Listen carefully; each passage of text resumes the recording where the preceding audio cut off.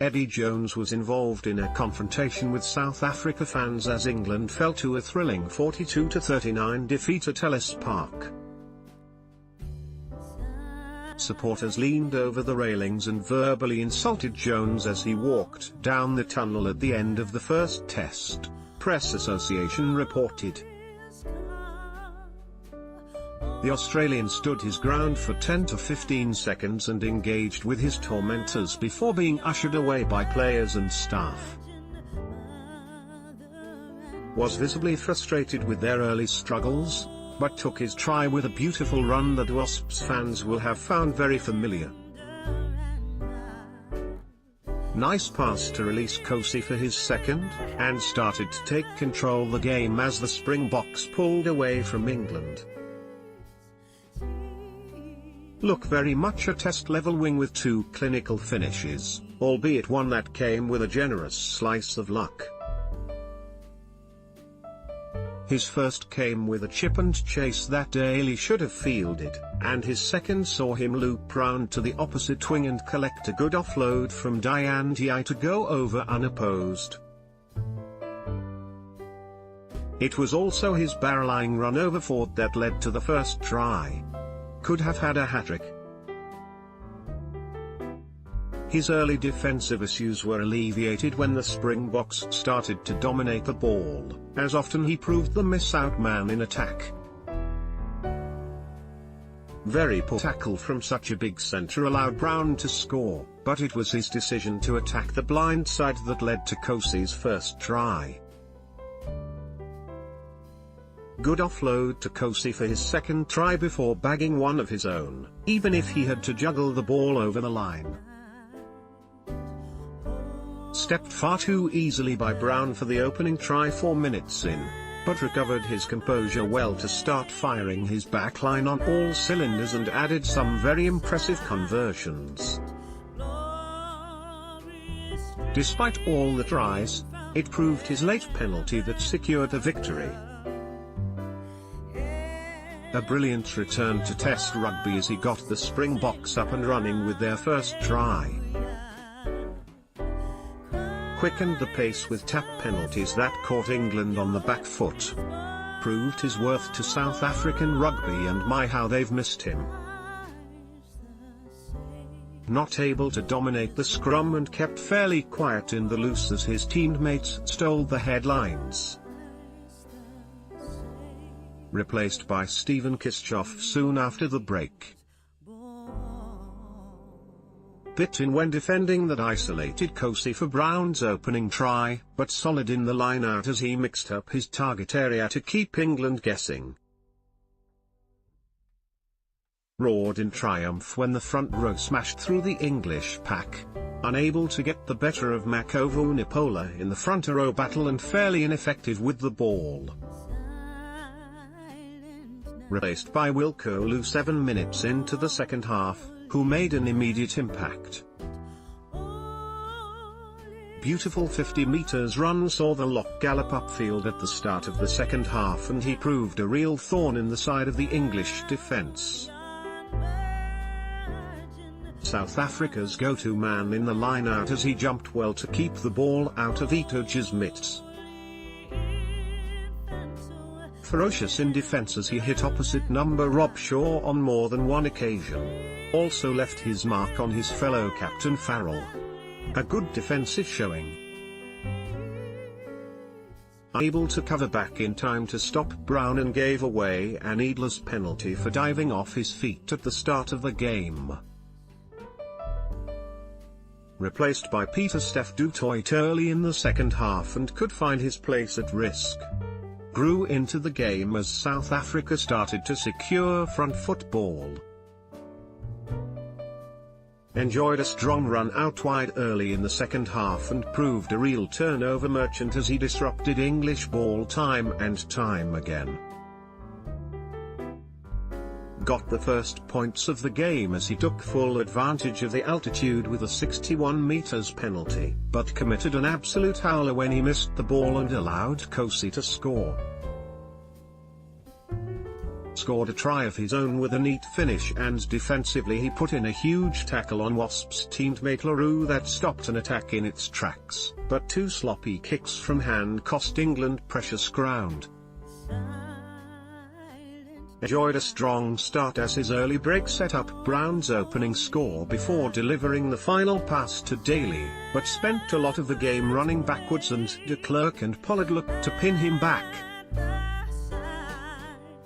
Very good opening 20 minutes as his footwork dazzled the Springboks defensive line, with one side a step committing two defenders before he produced a love offload from the deck to Brown.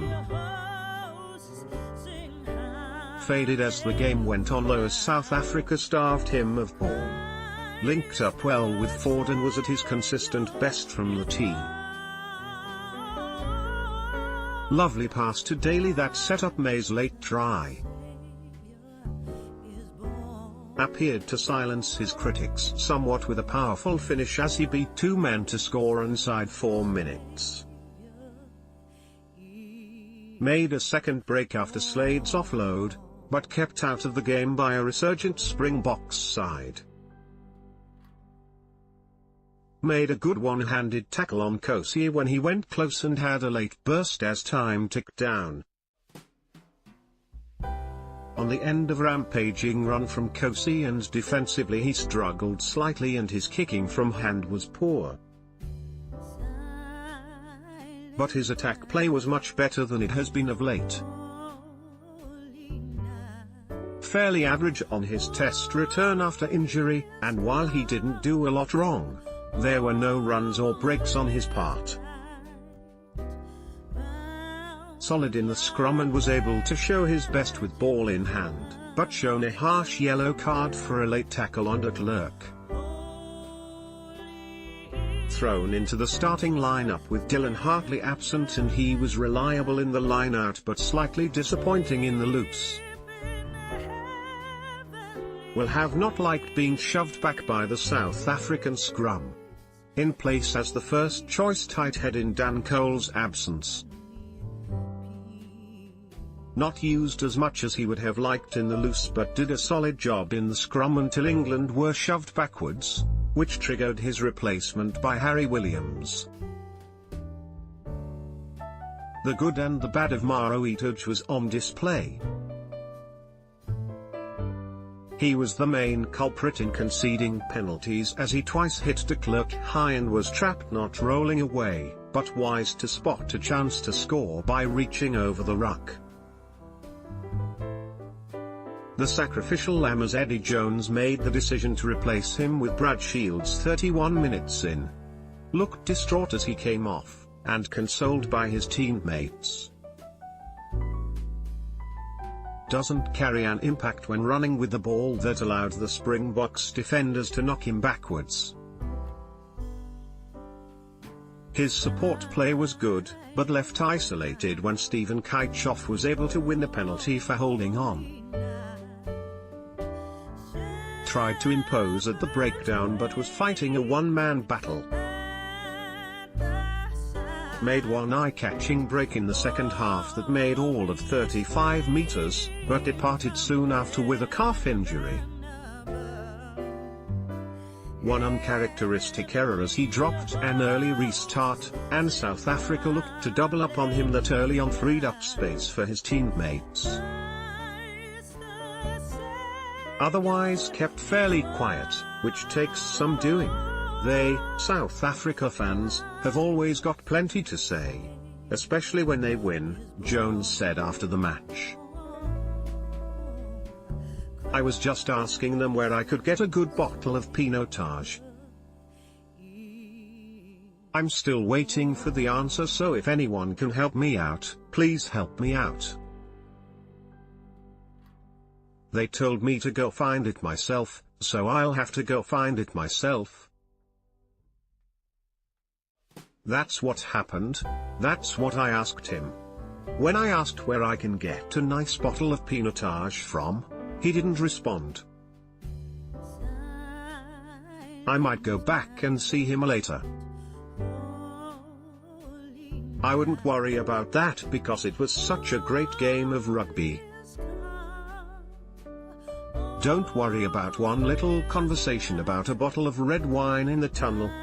England under-21s win third successive Toulon tournament. The three-test series was set up beautifully by a breathtaking first game that saw England surge 24-3 ahead through tries from Mike Brown, Elliot Daly and Owen Farrell before South Africa exploded into life.